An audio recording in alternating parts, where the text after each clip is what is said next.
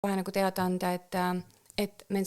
kui kellelgi kõht valutab menstruatsiooni ajal, menstruaalvalu ehitab naine ülesse juba kuid. See ei ole nagu see, et oi, mul täna päevad algasid, oi, valu on ka, oi, mis siin toimub, on ju. Midagi on tehtud nagu perioodiliselt ja konstantselt valesti juba kuid.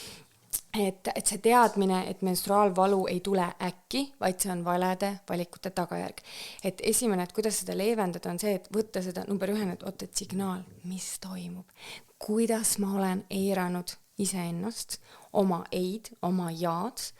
oma und, ja kui sa tead, et sul on nagu kalduvus pigem menstruaalvaluks, et siis juba hakata umbes, ma ei tea, 5-6, kõigepealt muidugi soovitus, hakka jälgima oma tsüklit, jaga seda tsükliinfot oma partneriga ja nii edasi, on ju, ja näiteks kodudes, kui tütred kasvavad sul ka, on ju, et ka isaga jagada oma tsüklit, et see isa nagu saaks aru, kus ta tütar on ju,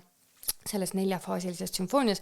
aga et nädal enne päevi hakka rohkem vett jooma, hakka iga õhtu endale juba panema mingit sooja kotti alakõhu peale. On apteegidill ja siis see apteegidilli seemned nendest, hakka nädal aega ennem juba jooma iga õhtu 300 millilitrit näiteks seda apteegidilli teed, on ju.